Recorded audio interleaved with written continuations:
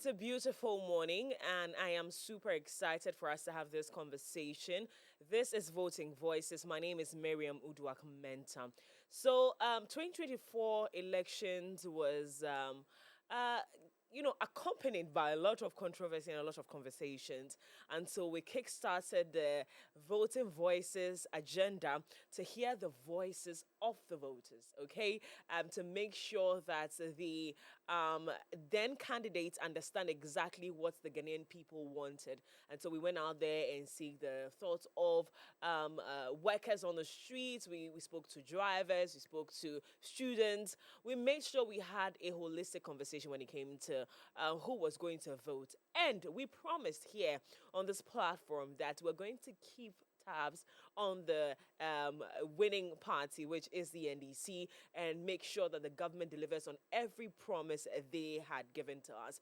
So, ladies and gentlemen, if we're back here this morning, it's been 10 months of His Excellency John Mahama's government, and of course the NDCs as well. And we have had different conversations about what they have done so far. Some are impressed, some are like, are you sure you're really going to deliver on those promises? Well, we're going to look in-depthly into those conversations this morning and make sure that the president is delivering we're going to highlight a few things they've done so far and what they haven't done wrong and make sure to keep them in check because that's what Voting Voices is all about. Well, my name again is Miriam Uduak Menta.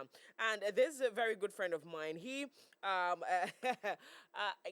don't know why he's here today because of this conversation.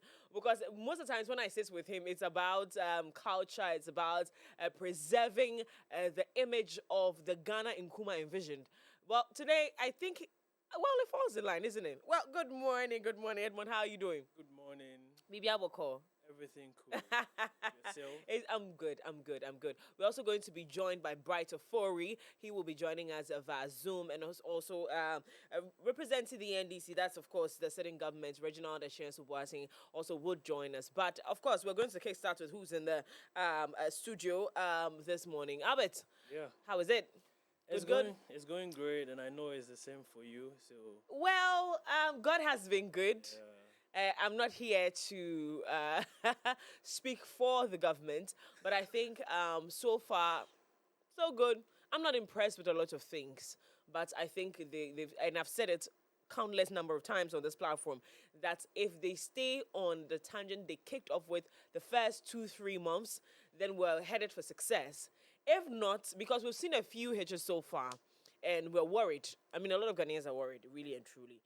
Whether or not the goodwill Mahama had, he still has it. Or whether the goodwill... Because I think that, genuinely, and I'm going to say it here, I think the goodwill Mahama had didn't trickle down to the NDC. The NDC still has a few things to work on as a party. Don't beat me. But that's what we're here. We're going to be looking into the leadership. Let's start with the leadership of John Dramani Mahama. Are Ghanaians satisfied with the President John Dramani Mahama's performance for the past 10 months? I was going to say 10 years. The past 10 months. Do you think that Ghanaians are satisfied with where we are as a country? And obviously, we're going to consider the exchange rate. We're definitely going to consider the living quality, the living standard of the Ghanaian right now. We're also going to look at businesses, how they're doing, and all the fights that are happening with, international organizations here in Ghana. So I'm going to kickstart with that. Is Bright online with us? Okay, so Bright will be joining us. Albert, let's get into that. Okay, so just as you earlier stated, and majorly I don't like to do politics, but I fight for the betterment of the lives of the people in the country.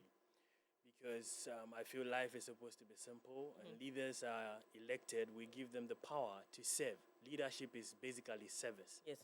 So for the past 10 months, I would say we are not very satisfied, but people are okay. Okay.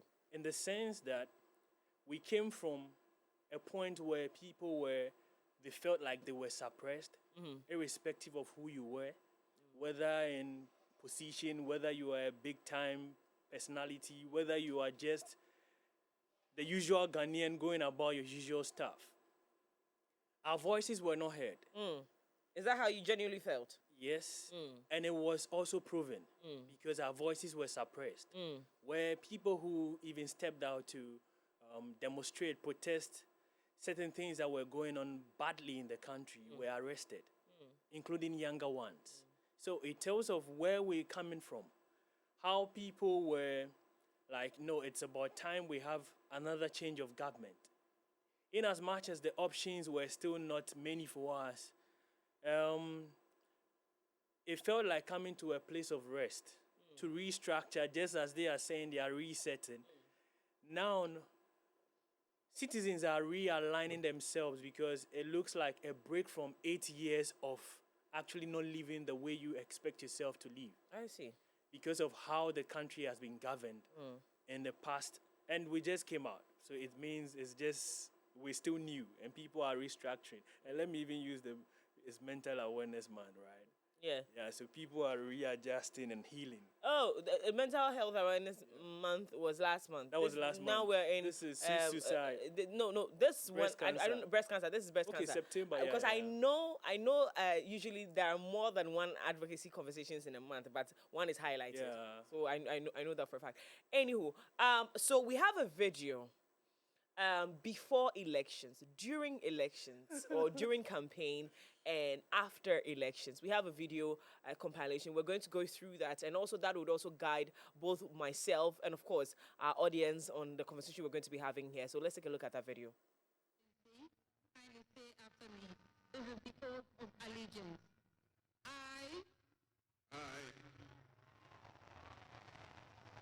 Your name. John Mahama.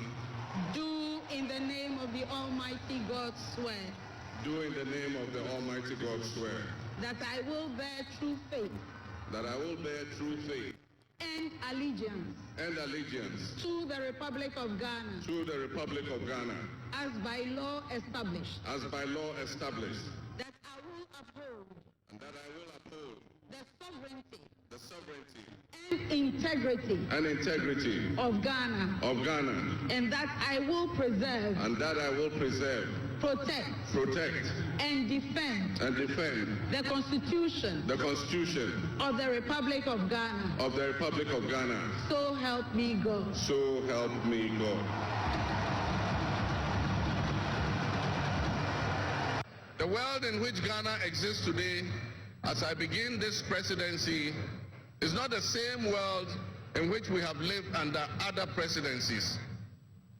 There are tensions and conflicts that have not previously existed between nations. These tensions and conflicts place pressure on alliances to decide where we will support. And so what does this mean to us in Ghana? What could it mean to our economy? Where do we fit in this geopolitical maelstrom?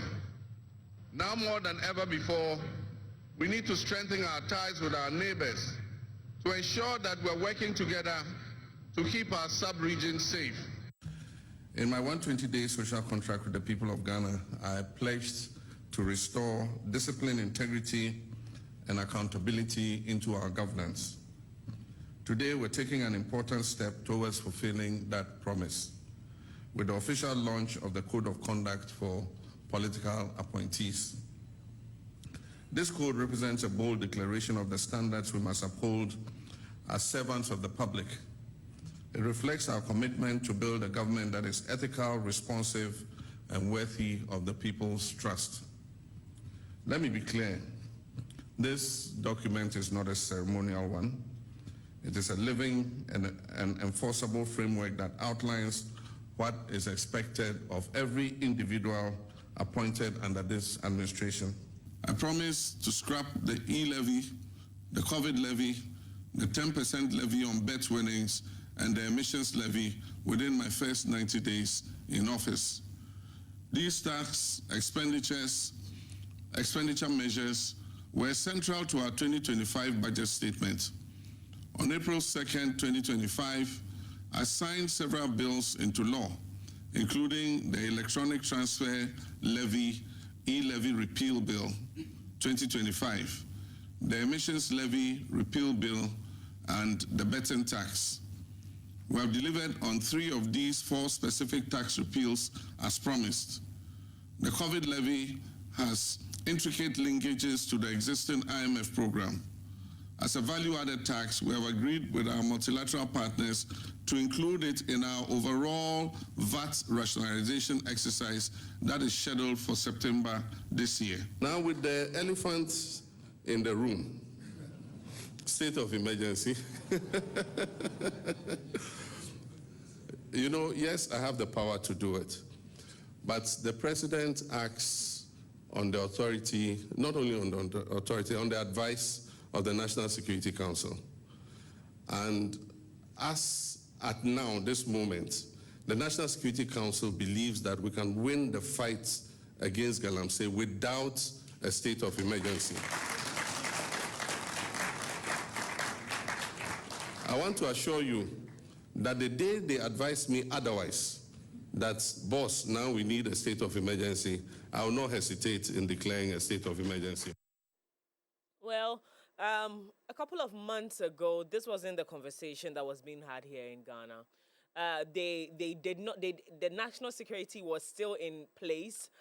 People in that office were still in place, and we asked that the SWAT government, declare a state of emergency.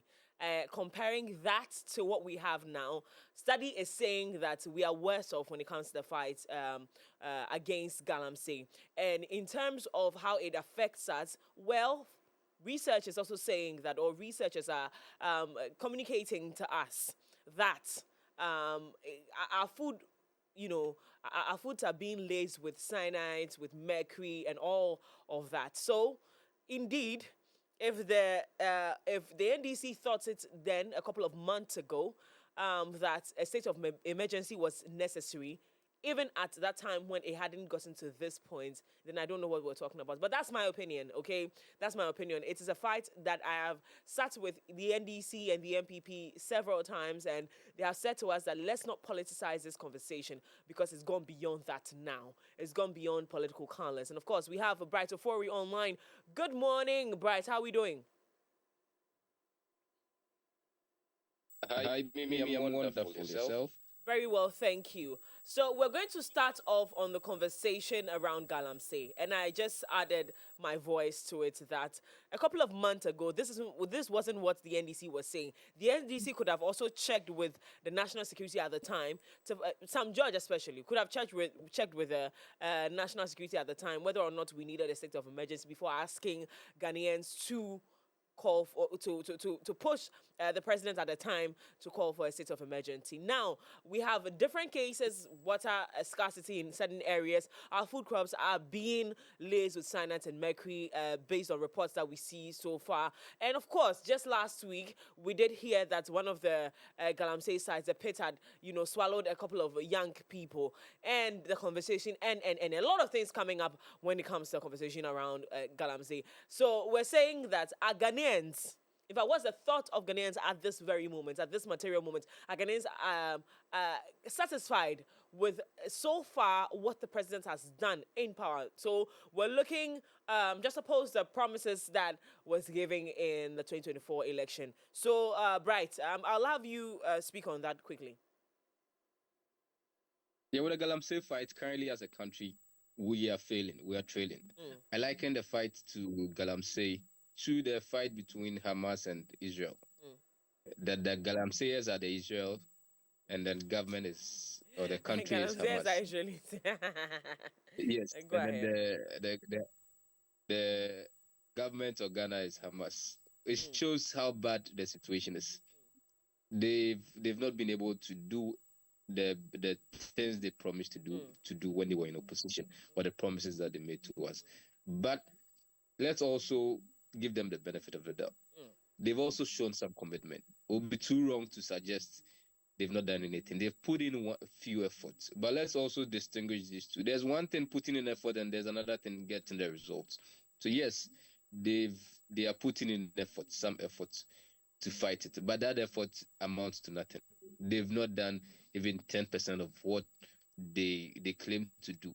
The president in opposition says he would be using AI to fight Galamsey. But recently he mobilized CSOs, which I couldn't show up. He mobilized CSOs to discuss to discuss Galamsey. These are things that you told us when you come, you do. Some judge sat on TV and said, if the president of the day, that was His Excellency Nana Addo Dankwa, if he wanted to fight Galamsey, he could have done that in a week because Yeah. he has the state agencies, the security agencies around him to fight Galamsey. Yeah. But look at him today; he's not even able to speak. So it tells About us the fight Galamsey, against corruption. he's going after DSTV, which is none of his business. Yeah, But let's go. he's even failing on his promise on that. Yeah. So it tells us how deep the fight against Galamsey or how bad Galamsey is. I was fortunate to visit Konongo a few weeks ago. Just by the main street, I've never seen how bad Galamsey was. So just by the main street, you could see pit that has been dug so deep. It tells us that Galamsey was happening. Even in the other villages, you could see the people were still doing it. So the fight against Galamsey hasn't been won in any way. We are still far behind, and as a country, we need to take it serious. People in the next few years, as we already seen, will be tempted to import water.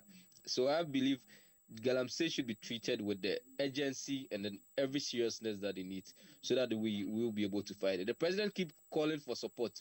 There is no support bigger than what the president received on 7th December 2024, where all Ghanaians, we gave him the mandate to become a president.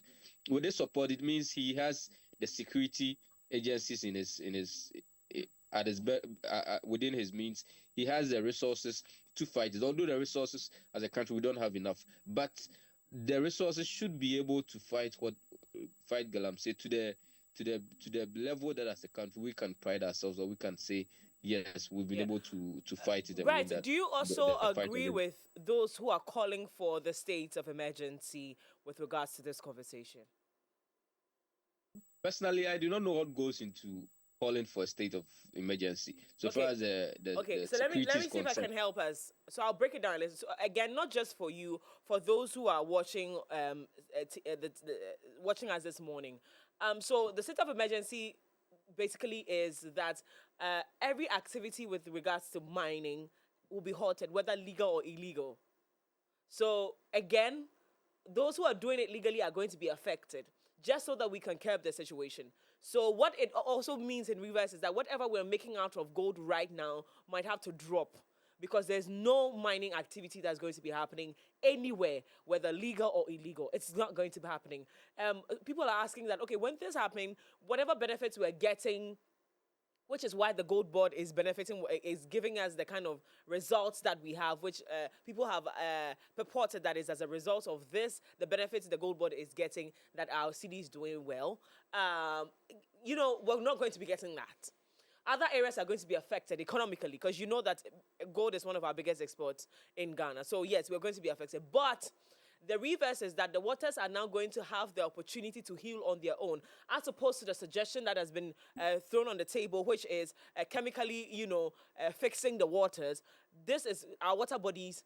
This is going to help the water heal on its own. No activity in any mining site whatsoever. So that is what the state of emergency is. Looking at this explanation, this is for all of us who are laymen, with this explanation, do you think that you're going to support the call for it? With this background, it also tells me farmers wouldn't even be able to even go to their farms. Mining activity, right? Mining activities. So farmers are not included. Mining activities. So you may not necessarily ban mining, but you would also restrict people from visiting water bodies or areas, the bush, because Galamsey is usually done in the bush. So if you are declaring state of emergencies, you also you issue some level of persona non grata, declaring certain areas in our bushes, in our forest zones, and no-go area. For mining activities. So I want us to be clear, yes. For mining activities. Now, what that also will mean is that because so far, right, and again, I want us to have this conversation in perspective, so please pardon me if I'm cutting you, but what this also means is that a couple of weeks ago, in fact, in his first address, he did mention, that's His Excellency, he did mention that just about the time he was going on the podium 2 weeks before then, he had been told that some young miners had entered into a certain forest reserve. I think Etiwa, I believe, has entered the forest reserves again, which means that they had defeated the the instruction to not go there. So even at the time, he was saying that, Charlie, we are still fighting this. You know, these people have gone back to the bushes again, to the forest reserves. So what that declaring a state of emergency means that we are going to be having a regulated system where security will be on the ground, making sure that nobody goes into the forest reserves for mining activities. Every Exactly. other activity will be Exactly. So allowed. yeah, so the issue is when people are going to the bush, when you see people going to the bush to mine, they tell you they will be holding cutlasses and other things That's why in the there's name of we are security, going to right? farm. That's why there's security over there.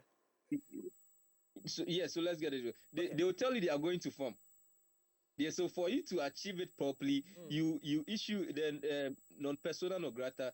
You declare as part of it. You they may be tempted to add to it that no one should go to certain zones, which some of these zones originally some farming activities go on around that area.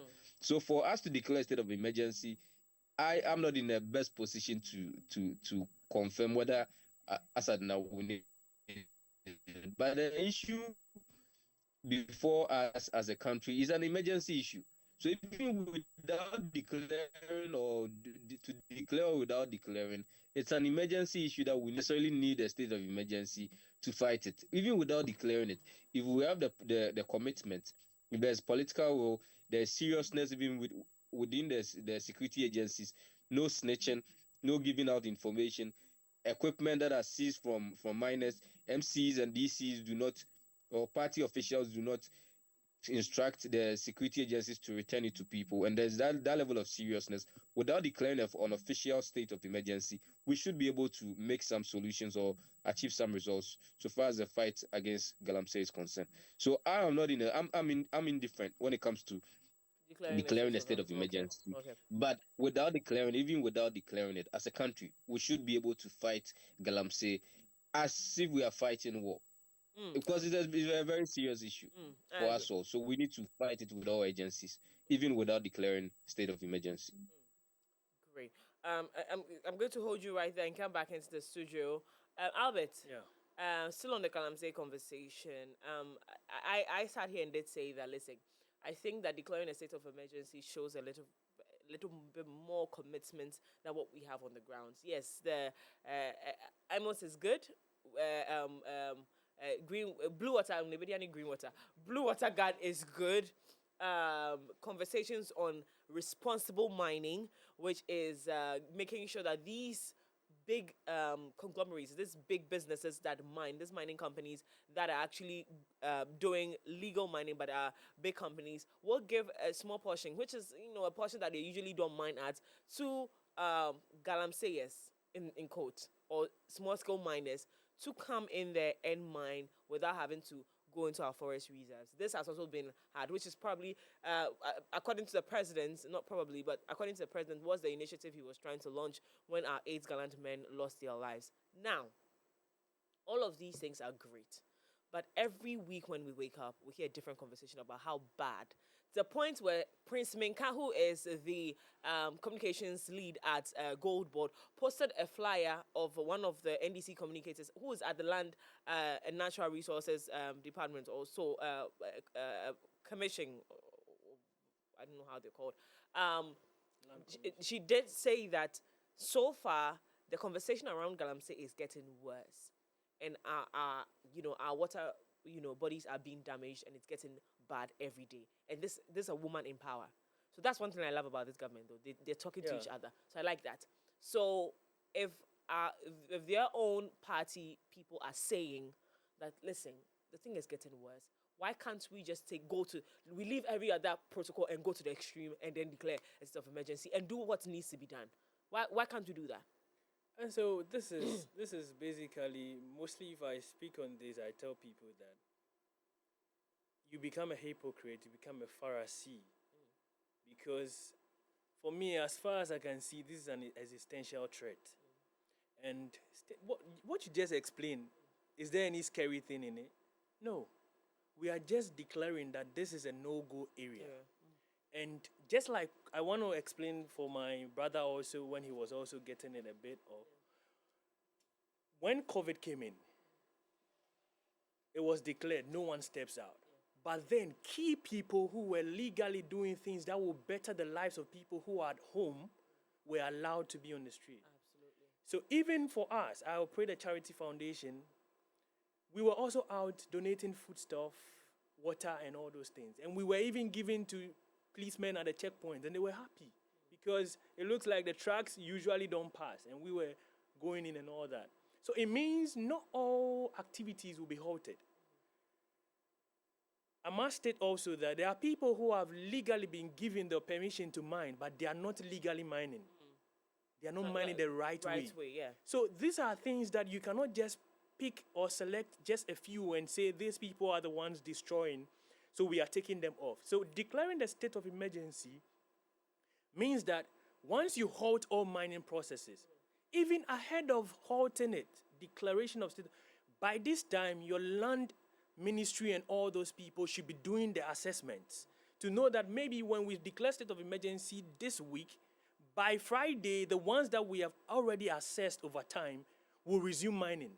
It means the assessment is there, published, and everyone would actually back or you have the support of Ghanaians to be a verification that this is not just from the government side, but we have all seen that these people have the legal ways to mine, and they are mining the right way, which is environmentally friendly. And even Sami Jemfi stated that, how do you trace these things? You can't trace illegal and legal gold. It means whether someone is mining and is not environmentally friendly, but these things can be checked later on. And when we know where these things are coming from, in the global market where we are promoting that we have to safeguard our climate and all those things, our lands and environment and all, and we end up putting people's precious lives at stake just because we want to make more money, and not more money for everyone, but more money for a few.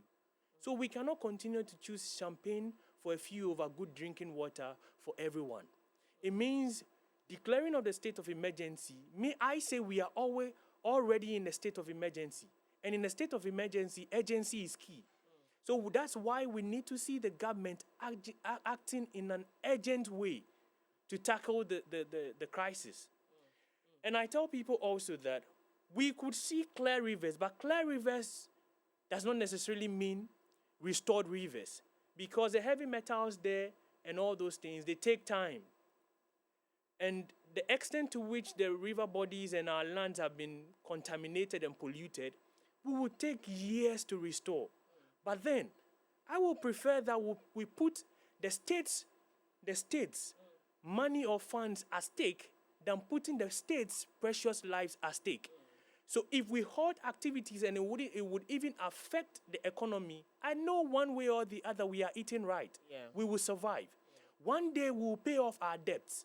But when we put the precious lives of the citizens at stake, where we are losing them at the expense of making more money, I don't know when we are going to resurrect the dead.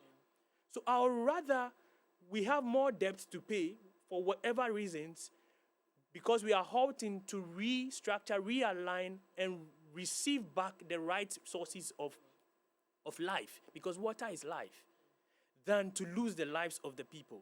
So in doing that, then it means we are fighting for the betterment of all, not a few. Okay. And you know the sad aspect.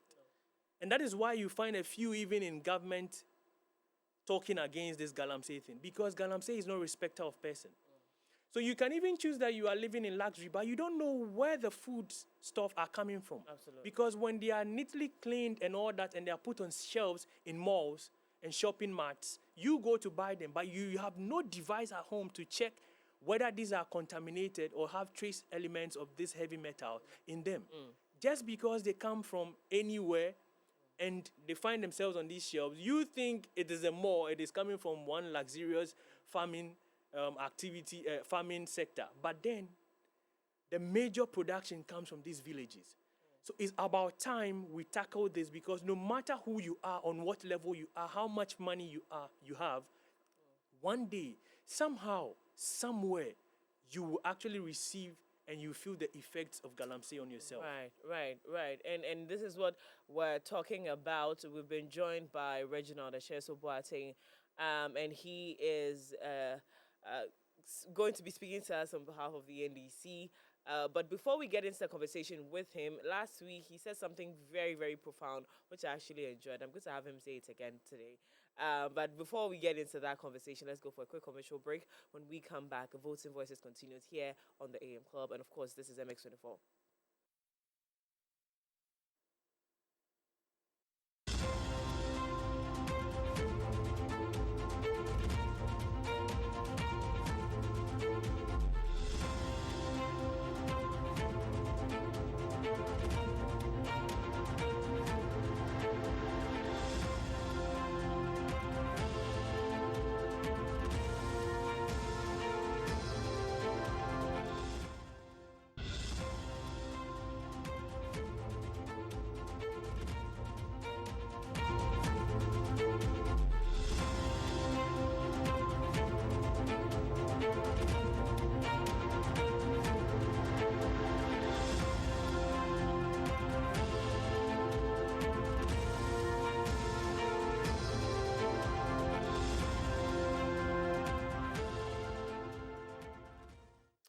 You're welcome back. This is Voting Voices here on MX24. My name is Miriam Uduak Menta. I have my guest seated here. Albert is in the studio with me, but online I have Bright Ofori and, of course, Reginald Tachensu Bating. Reginald, good morning, and Bright, thank you so much for staying with us. Hi, good morning, Miriam. How are you doing? I'm very well, thank you. Yourself? I must apologize to all of you. I wanted to join you in the studios. Yes, I don't know. Some things just came across, and I'm so sorry about that. You're busy. That was a shade thrown at you. That is not true. We're asking you to work for us, so please work. But I said something earlier before we went for the break. Last week you were here and you mentioned that you are okay with some of the interventions or the interventions that have been put in place to fight against Galamsey. However, you're a little worried about the office of 9 months because the work that is being done is outside Accra. Why is the office here in a cantonment, Olaboni? And now, when you said that, it reaffirmed the position of the NDC that indeed, yes, we're supporting our leadership, but if something goes wrong, we're not going to be quiet about it, which I applaud you for that. You've been doing that quite well here on the platform, so I want to give you that. But we're back on the conversation with regards to Galamsey. Now, we were waiting for Parliament to reconvene so that we see the position of the LI to, is it 2462, I believe, yes. And we've been waiting that the conversation around that will be had well. But Parliament is supposed to reconvene next week, yeah? And it's taking too much time. And we're thinking that probably will not be able to work before the end of this year. What do you say is the position of the NDC and, of course, government on the LI that, everybody is fighting for it to be repealed? All right. Again, good morning to you, Mimi, and to all your viewers and listeners. I also want to say a very big good morning to my able gentleman that I've got in your studio to discuss today's issues. So the gentleman that just spoke, I think I like some of the points that he made, but some of them I would definitely have to talk about them. Okay. Before I go into Parliament resumption, I would also want to mention that, yes, I was at the studios earlier this week, and I made mention of last week, actually. Jenny. And no, please go ahead. yeah, so I was in your studios and I made mention of NIMOS. Categorically, I also made mention that there's the National Alternative Employment and Livelihood Program, right? This is a program that is tailored towards illegal miners. So for persons that are within the illegal mining areas, hello, can you hear me? Yes, I can hear you. Totally, I can.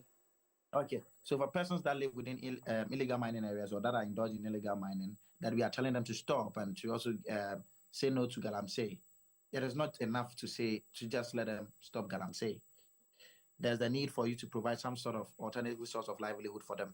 And so I made mention that there's the National Alternative Employment and Livelihood Program initiative that is geared towards illegal mining persons. But unfortunately, it is headquartered here, or the office is here in Accra, somewhere in Laboni Cantonment area.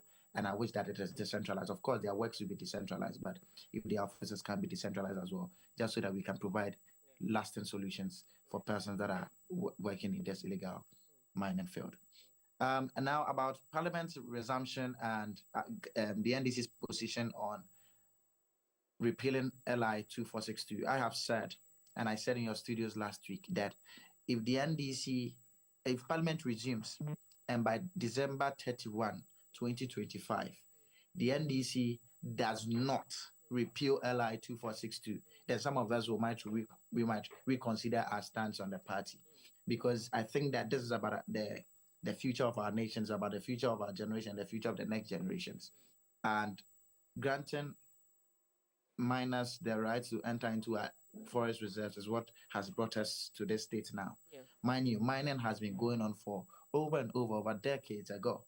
And there hasn't been the case like what we are seeing in the last 10, 15 years. The destruction to our forests, the how unsafe our water bodies have become, to the extent that the projections are that will be important water soon. So that airline needs to be repealed, so that anybody that will be seen in our forest reserve will be treated as an armed robber. Anybody that is seen in our forest reserve will be treated as a criminal and will be treated as such. And so, yes, Parliament is supposed to resume next week. When Parliament resumes, we are hoping that LI 2462, the proposals and the processes that it has to go through for it to be repealed, will be effective. Now, on the issue of illegal mining, I have made mention that this government has shown clear commitment to fighting it heads on. Mind you, and I appreciate all the points that have been made. People think that we are already in a state of emergency, and so we need to act with urgency. That is what the government have been doing ever since they took over power. The Minister for Lands and Natural Mineral Resources has shown clear commitment through the establishment of NIMOS, through the establishment of the Blue Water Guard, through the establishment of cooperative mining initiative. So there are various things that the government is putting in place. He made mention of heavy metals. The fact that our waters are going to be clear doesn't mean that they are free from heavy metals. That is why we've made mention of the dioxin chemical. There's a chemical that is going to be used to separate the heavy metals from our water bodies, just so that we do not have them present anymore. That's why we made mention of we are also proposing alternatives to arsenic and mercury. So for the small-scale miners that will be mining in the future, they no longer have to use mercury and arsenic. We have come to the table not with just words. We've come to the table with solutions. Do you understand? The government promised that we're going to use AI to fight illegal mining. That is what we are doing. Every excavator that had entered into the country is now being tracked and being geofenced. You cannot go out of your geofenced area. If you go out of it, it means that you indulge in a criminal activity. You'll be sought after. You'll be treated as a criminal. Every excavator is being tracked. Before you import an excavator into the country, you need a license that is being enforced, although that was not enforced in the previous OSWA government. So there are so many things that the government is doing. We've employed over 1,000 Blue Water Guards. These are people from various communities that are supposed to be ensuring that the water bodies are safe from illegal mining operations. They have the right to report these people so that they can come after them. There's also a way of capacitating locals so that they can join in the fight. You've heard of meetings with the National House of Chiefs, the Regional House of Chiefs, and the various district House of Chiefs, and all of that, to get the chiefs also involved in the fight against illegal mining, so that it is not just centered at the top, but it's purely decentralized. The government had made mention that there's going to be an increase in budgetary allocation for 9 months, just so that they can recruit more, so that they don't just go to a space, secure, sack illegal miners, and then they leave. They are not going to have like lasting solution. They are going to be there. It means that they are going to be deterred from it. And after 1 month, 3 months, 1 year, if you are not able to do your usual illegal mining that is supposed to put food on your table, it means that you think differently. And so there are so many initiatives that the government is rolling out to combat illegal mining. And I have no iota. This is clear commitment, like serious commitment that is being shown towards the fight. Again, we have made mention that ever since we came into power, we've arrested over 1,400 young people within the forest reserves and within the spaces that are indulging in illegal mining. But the focus is not the guys that are doing the digging. Our focus is on the kingpins that are financing all of these initiatives. And these are the ones that we are going after. When Parliament reconvenes, there's going to be a proposal from the Attorney General, who is also an MP, for the establishment of more tribunal courts so that their trials can be hastened. His Excellency has also met with the Auditor General, the Attorney General, and then so to fasten corrupt individual, like we need to start arrest, we need to start prosecution. Like it needs to be done hastily. We are in the 10th month already in 2025. Time not the operation, recover all loot. We need to recover all the loot and all of that. And so yes, there are so many things that we are doing in the fight against Galamsey. I would have everyone get the chance to speak on some of the notable achievements of the sitting government. But before we get into that, we have done extensively some great, had an extensive conversation around the illegal mining conversation. Again, we will wait for Parliament to reconvene and see what will be of the LI2 for 6-2.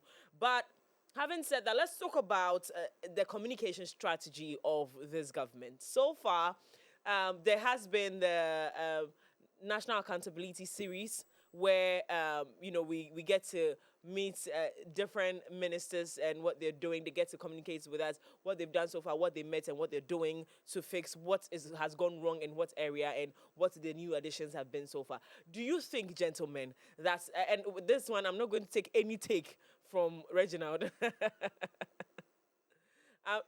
I'm not going to include Reginald in any of this conversation. But in terms of communication from appointees to His Excellency himself, do you think the communications that has gone around so far has helped or hurt the government? Oh, it's really helping the government. Is it? No matter how unpleasant it is. Just as I mentioned earlier, we came from a point where we felt that we were being suppressed, we were being alienated and all that.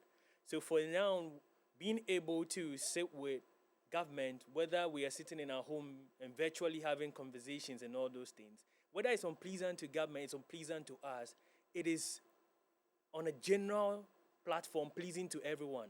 So whether you are doing the right thing or not, and we are speaking against it or supporting it, and getting to see what is going on within the sector, just like you see how he stated it, that by December, some of them, certain things that they've heard the government is supposed to do, like repealing the LI and all those things, if it's not done, then they will rethink their position in the party. So it is an excellent thing going on. All we have to be careful about is, I call it politics, and it's mind game. We could be having this kind of, you can sit with your brother and be talking, and he has ulterior motives. Yeah. So that's how we have to be very vigilant, and we check everything as we move along the line, because the enemies are always within. So just because we have been exposed to what's going on, the communication is going out excellently, we're seeing what is happening, they are broadcasting it live, we're watching, doesn't mean the work is being done. We have to see the works being done. So that is acting your talks. So not just talking. Yeah. Acting your talks. And I find it very challenging, just adding it to it, when he's mentioned so many things. But then are we seeing the effects of those things? Even if we're seeing 0.01, then we know we're making progress. We're making progress, because I don't see the reason you'll be recruiting a whole lot of new people when we have the policemen, we have several of them. And the last time I had an engagement one-on-one with, that's the former IGP, if you realize in town, they started positioning policemen at the bus stops. So that was my suggestion to him. Oh. And he followed up, Oh, and wow. the videos are there. Oh. So I told him that we have many of you who are everywhere during the day. But when we need you the most, which is the night, they are all not on duty. And he assured me that in 2 weeks they will start. And in exactly 2 weeks they started. Oh, goodness. But they are off now. Oh, yes, it is. So this is how the politics go on. How we become, or we ensure sustainability of every initiative out there is a challenge to us. Maintenance culture has been a challenge over time. And I always say that for someone who has taught 50 years ahead of his time, which is Nkrumah, and today our leaders can basically not even keep things running for half a year.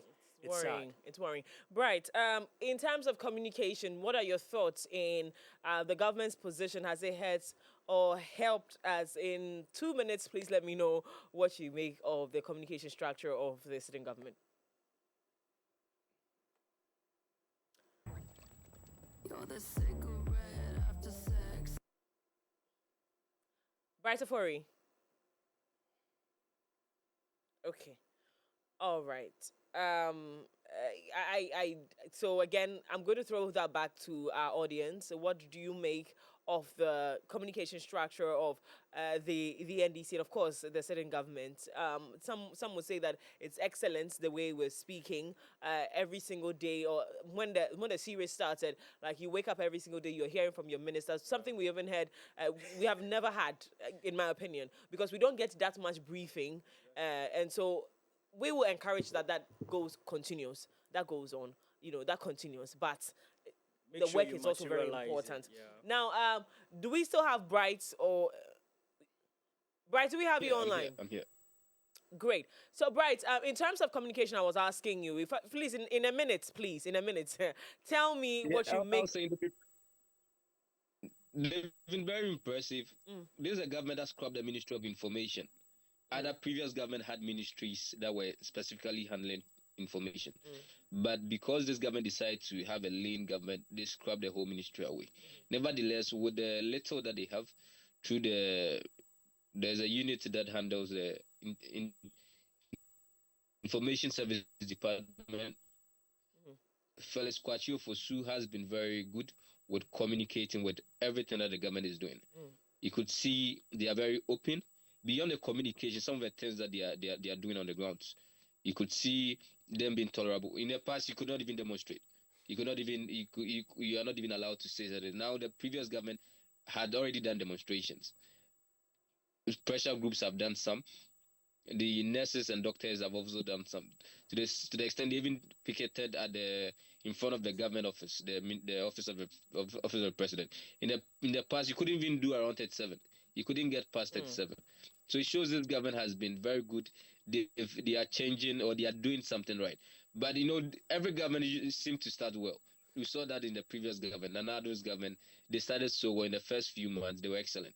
But with time, the mess started showing. So let's just give them time. Time. 10 See months if in they can office sustain this. seems very impressive. Okay. But let's with time we'll get to see the real work that they've Okay. done.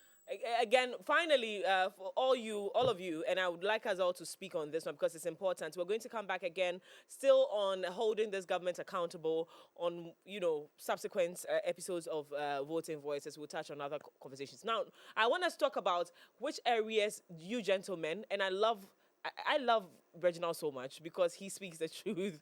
Which areas we think government should prioritize in terms of development, what and whatnot. Reginald, please, can you start that with us? Which areas do you think that government should prioritize right now as we sit here? All right, thank you very much, Mimi. I think that governance is a multifaceted arena.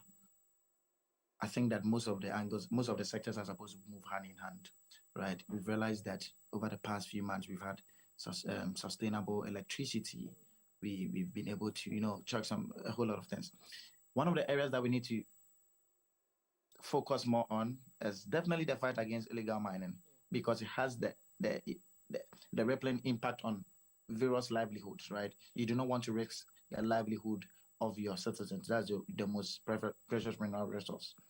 The next thing that we need to prioritize is our teachers and nurses. I do not, and I say this on authority, like I do not find pleasure and joy in seeing our teachers picket or our nurses on the streets just demanding what is due them. We have a structural problem in this country, and we need to be able to fight it heads on. How do you give them letters if you do not have plans to pay them? I do not think that 6,500 teachers that have not been paid for over 10 months should be encouraged. Nurses, these are the people the very people that are shaping our future, the architect of our future. School children are dependent on them. Our health is in the hands of the nurses. And I said it on MX24 that about 2 weeks ago, 3 weeks ago, I wasn't very well. I was admitted in the hospital for close to about a week, and it was the nurses that saved my life. Their care, you ring the bell and they are there. They are checking your vitals, making sure. Right.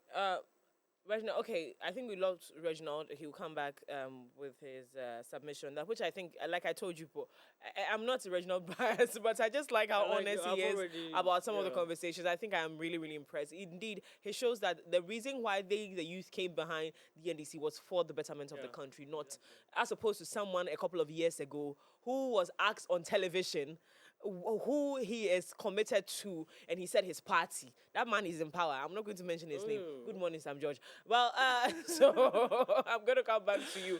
Which areas would you think that the government should focus on in terms of development? Let's touch on that. Okay, so just buttressing his point, I'll start also from Galamsey, because as I stated in the presser that was a few days ago, government, they had solutions when they were in opposition. So what's happening now that they have the seat of governance?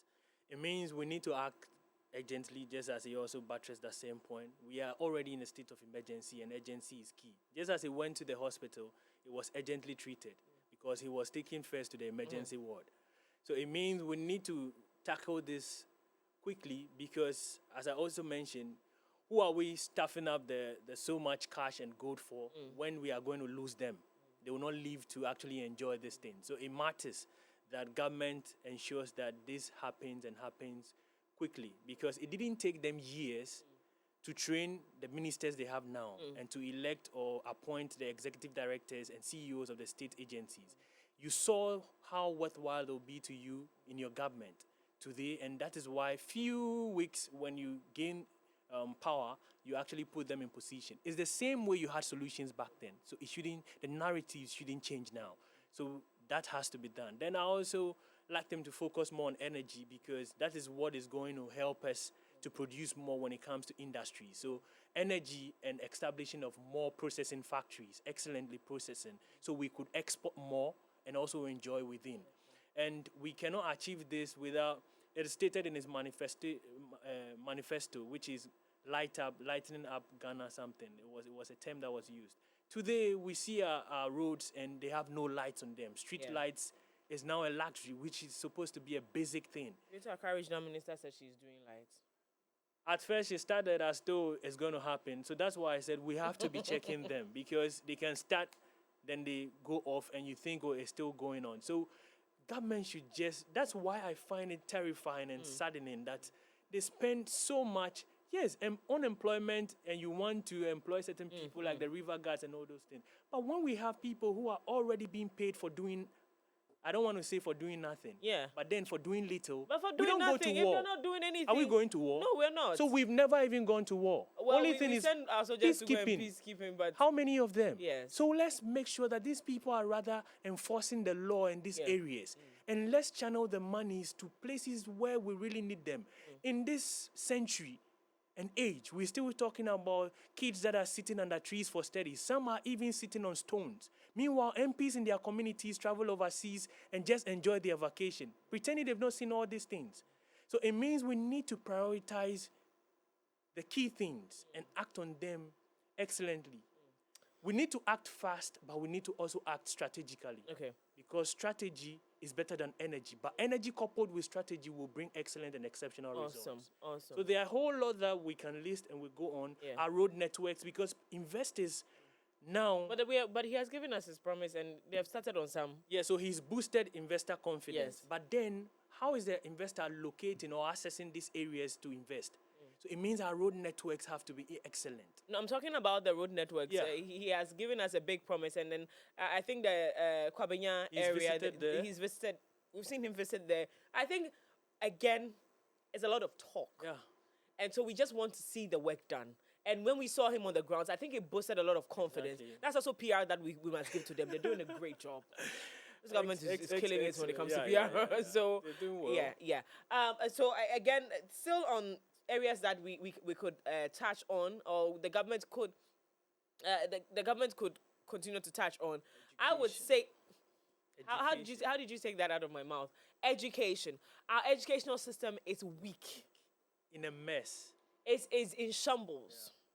The children graduated from junior high school with the worst grades ever. 40-something. Yes. Who are you chasing? I'm telling you.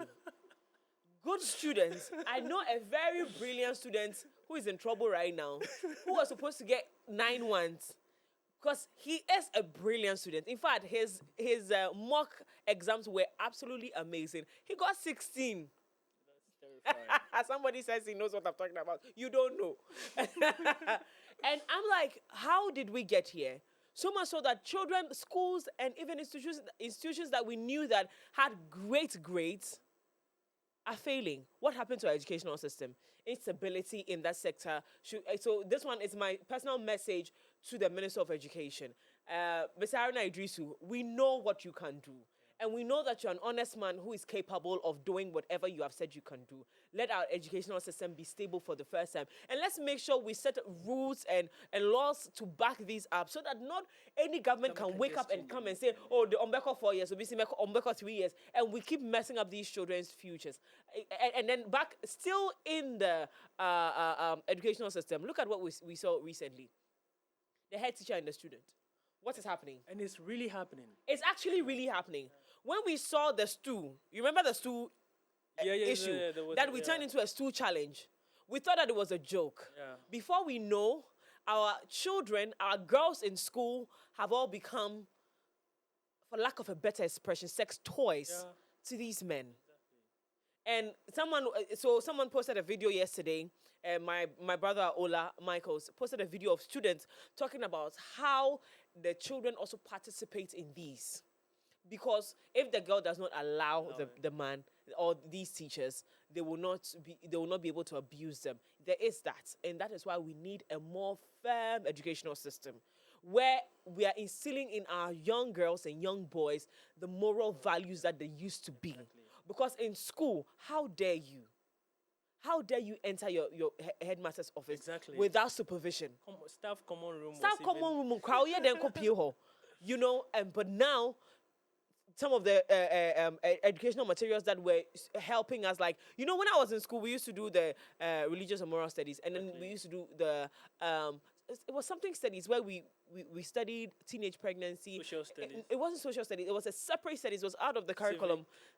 Something about living morally right. And then they used to bring the HIV/AIDS topic as well, where we have Ministry of Health members coming to the campus and telling us how these viruses are spread and what we could do in terms of even sexual activities, how we should really orient our young people to be morally upright. Let me tell you something. Findings have shown that in countries, and I'm not going to sit here and lie, so I would not mention the names of the countries because I've missed a little from that. But countries where they take sex education seriously and take it to the children, it is recorded that these countries have very low teenage pregnancy rates. Because I work on a project like that called Hey Girl, and we have done our research around the world, and we found out that countries where they instill in the children, you know, they teach them about sexual activities and what you shouldn't do, what you should do. It is purported that these countries have very low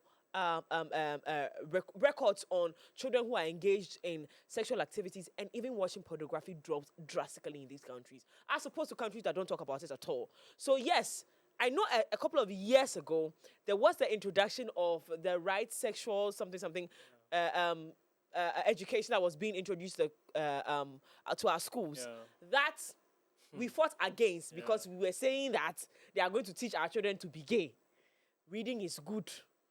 Sometimes we should read and understand what these things are. You know, coming to this side, we left an era where we actually we were actually promoting having sexual activities as young people. At first, we were pushing or publicizing abstinence. Now we are pushing young people to actually have sexual activities, but protected sex. Yes. And you know, I don't want to be very centered on certain people, but we had the ads that were running where young people were encouraged to go walk in boldly and buy condoms and use, instead of abstaining. What happened to abstinence? Because at that point in time, what are you even thinking of sexual pleasures when you don't have a fine tune your mind to say, this is how I want my life to be. And you are thinking of sexual pleasure. Something that when you are even 30s and you are even living your life for 80s, you are going to enjoy it for how many years? Absolutely. And so Education Minister, it's taking this up strongly. It's key. We've seen the Vice President speak on it, so we're going to hold them up to make sure that this happens. And also elderly people who are, when we sit in our circles, nasty talks. That's a conversation for another day, don't worry. Exactly. Don't worry, that's a conversation for another day. We'll come back to the next line of action in terms of fighting Galamsey. because you were part of the recent demonstration. So we're going to ask you.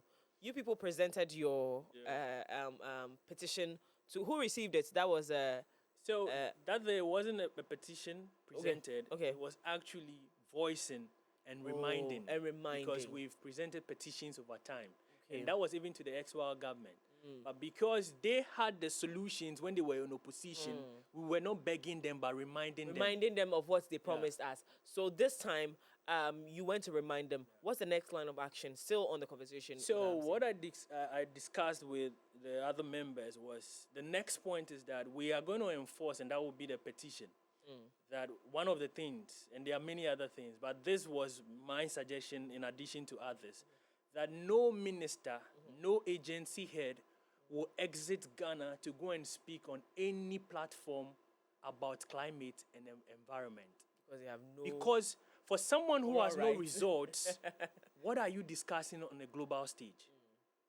You have to act your talks at home to be invited on the global stage to talk to effect changes on the global in the global sector. So if you are not doing the right things at home, we cannot be spending state funds on you to go and be telling stories when the narrative within is different. So these are the things that we're going to be ensuring, and these are the things that must happen.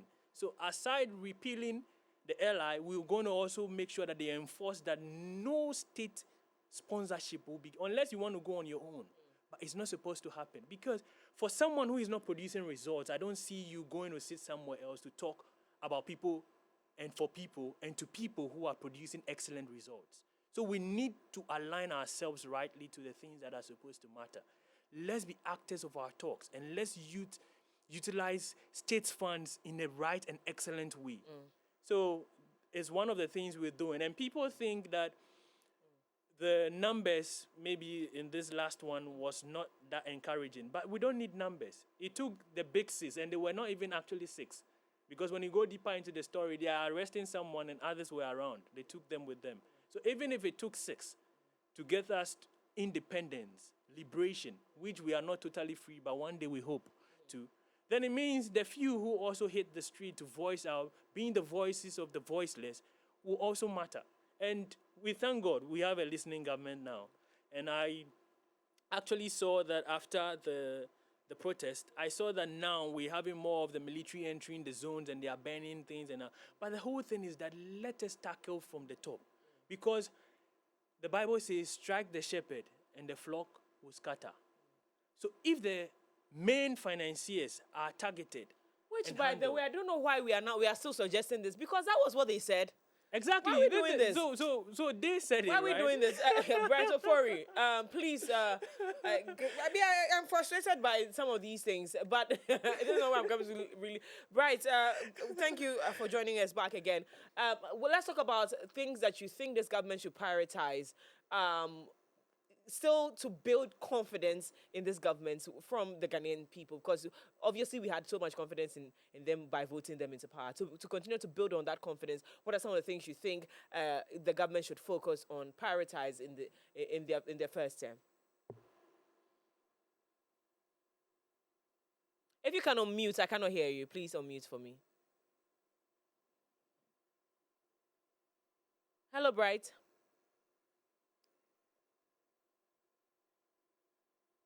Bright, I'd like you to unmute for me because I cannot hear you at all. We're having, challenges with our Zoom this morning, and it's really disheartening because these gentlemen, they were ready to speak and on. it's not you, it's the network. That's one thing to prioritize. Yeah. Sam George, good morning, sir. How are you? The lion is now all over. The lion is roaring all over. What's going on? Anywho, we've lost Bright again, and of course, Reginald couldn't join. We're still trying to get them. But people, now let's come back to you who's seated at home. Before we come back on this set to have another conversation about... do we have Bright back? Yes, Bright. Can you unmute for us? Yeah, can you hear me now? Great, I can hear you now. Please search on it for me. Let's go. There are many areas, but I would want to touch on 3 key areas that I think the president needs to focus on. First of them is Galamsey. Galamsey is a very serious Wow. issue, is a pressing issue. Without declaring a state of emergency, it's an emergency issue that that every Ghanaian needs to be concerned. Our water bodies are being destroyed, trees are being cut, the organisms in the soil are being destroyed, lives are being harmed. The next few years, kids that will be born could stand a chance of getting some disease or some disorders, and this is present for everyone. It does not just affect people within the mining communities that are and near. We all get to suffer the consequences of illegal mining. So I would want the president to pay attention to that. It was one of the reasons why we voted them into power. So once he's in, he needs to focus on that area. Next is corruption.